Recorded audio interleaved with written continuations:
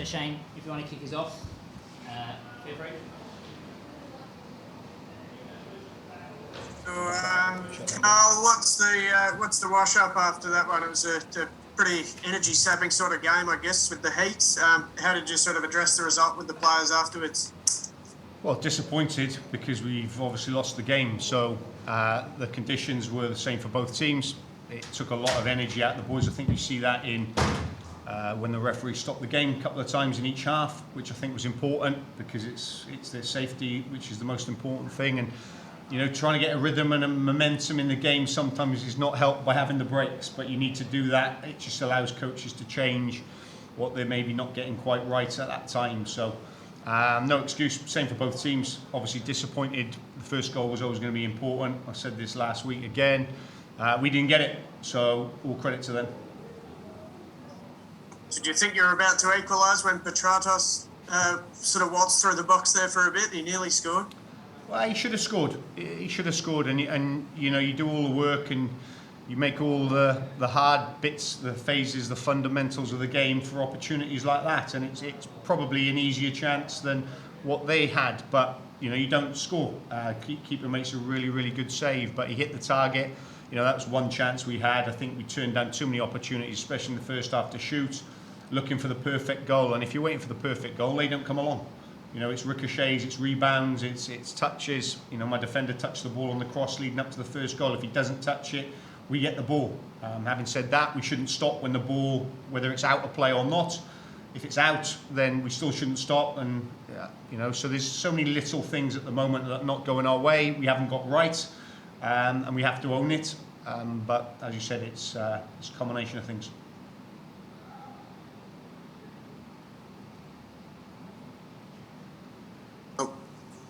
Hello, can you hear me now? Yeah, I can, Dom, now, yeah. Hey, Carl. So, unless I'm mistaken, the Dimi Petratos opportunity was probably the only clear-cut one created, certainly inside the box. A few others were from distance.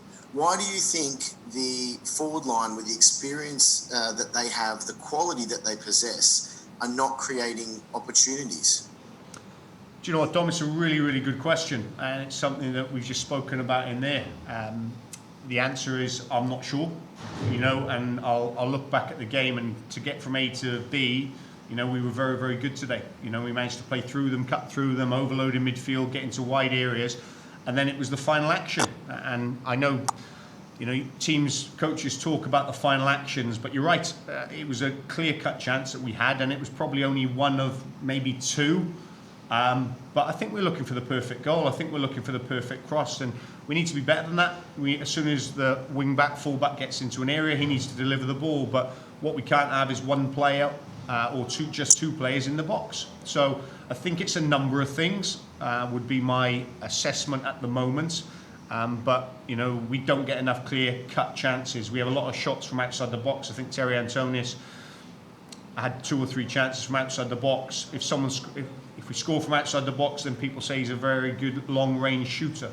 But they go in maybe one time out of 10. So we need to improve certain aspects of that. We need to actually improve more ratios in the box, around the box, in the second 6-yard box, even in the wide areas. So it's not just one thing. I think it's a number of things. But we need to be better.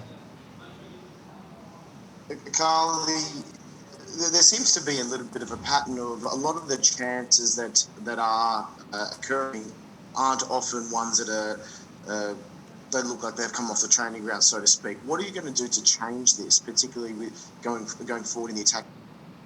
Well, again, listen, Dom, you've been at my training ground, so not every day, but you know the way I work. So, it's easy to say that those chances don't come, the little around the box play, which we work on a lot, they're not coming off at the moment.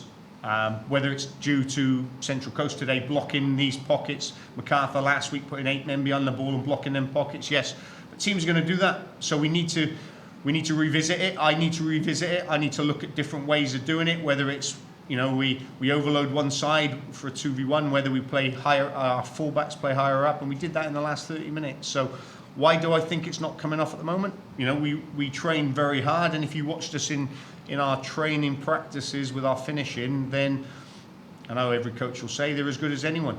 and mine are. So, like you said, it's just a get back to work scenario. We need to be better. We know that without a doubt, you know. But, you know, I can't fault them with regards to effort and work and things like that. But we do need a little bit more quality in the final third, and that'll be my challenge for them.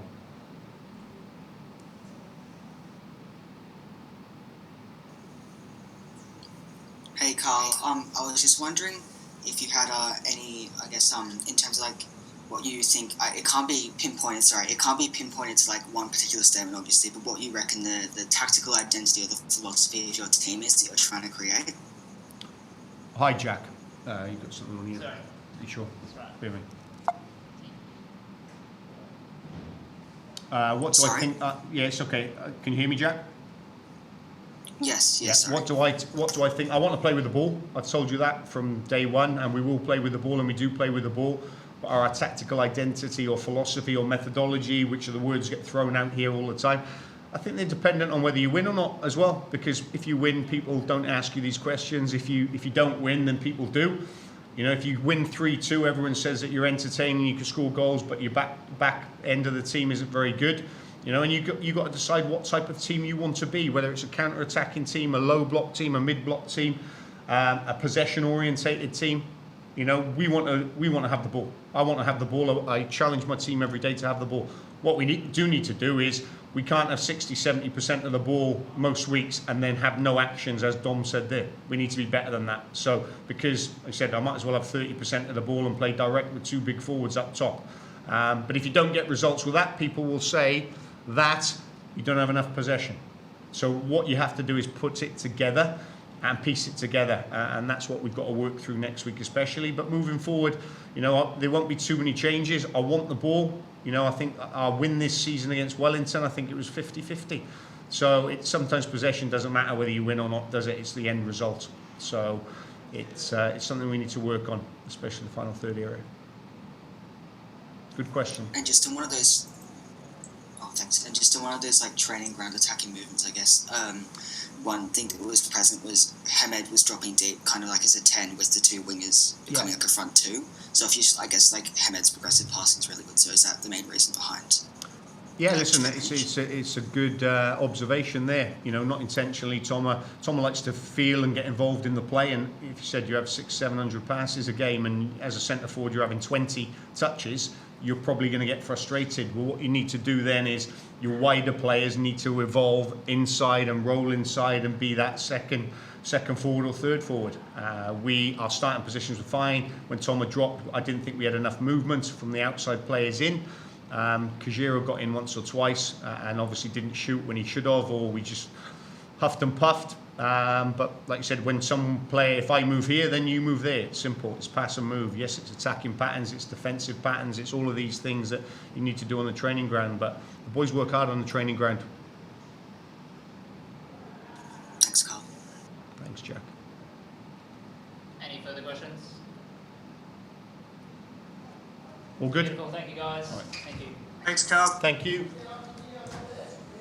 Thanks, Ryan. Thank you, guys.